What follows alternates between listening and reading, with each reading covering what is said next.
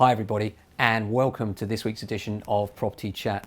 Lots been going on. The Tenancy Fees Act first. It makes it illegal for agents to charge certain fees for new tenancy agreements. Agents or landlords, in fact, after the 1st of June 19.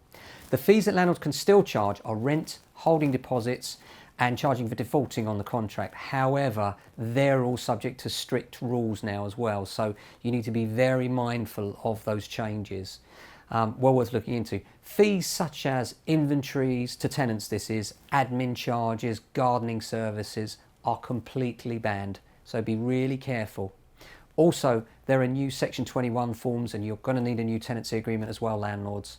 The How to Rent guide has also been updated, and the Section 21 notices have also been updated together with the prescribed form Section 21 notice. Very, very important you get those right. If you want any more information, then please do get in touch with us. So just briefly, all change as far as the Tenant Fees Act is concerned. As I've said previously, I don't think this is completely negative in the sense that actually years ago we didn't charge fees to tenants, but what happened was we found that other agencies started to charge tenants fees, and in doing so were then able to offer landlords a better value service because they were charging the tenant for things that had to be paid for instead of the landlord.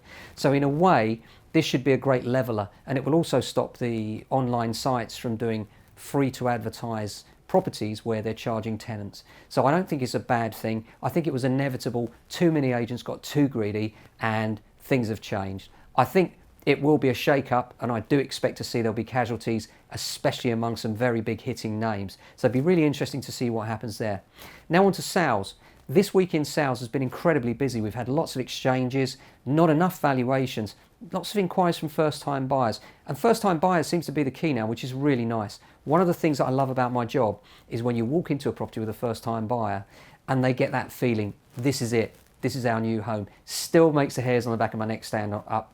Great feeling, and it happens quite often. And obviously with buy-to-let investors and general builders, you don't get that same buzz. So it's really nice to be dealing with a lot of first-time buyers again and getting that excited feeling for a family maybe when they're moving on to their next home and they see the very one that they think should be their next home.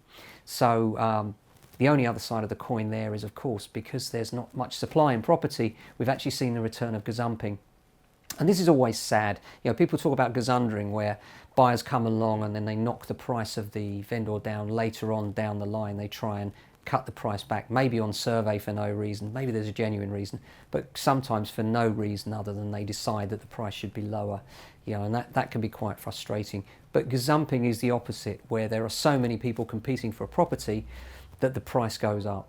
And then the vendors have to make very tough choices, you know, and it's really hard for us as agents as well, because sometimes you get really nice people and they lose out because in the end there can only be one winner of a single property, and that's a symptom of the shortage of property right now. I do suspect there'll be more smaller properties coming up, which is great for first-time buyers, mainly due to Section 24, the new legislation disallowing landlords from interest payment allowances on their tax bills. That aside, what we're finding right now is that we're short of new, good quality housing stock at the right prices, and we're finding that anything coming on at the right price, for instance with flats, particularly if they've got a long lease and low service charge, they're really popular.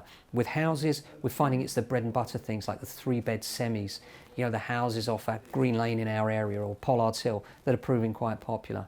So we hope you've enjoyed this week's video, hope that was helpful, and enjoy your weekend. We'll be back again next week. Sorry I've been away, took a holiday, enjoyed it, but back now and raring to go. If you've got a property to sell or let in or around the area, please do give us a shout soon. Take care.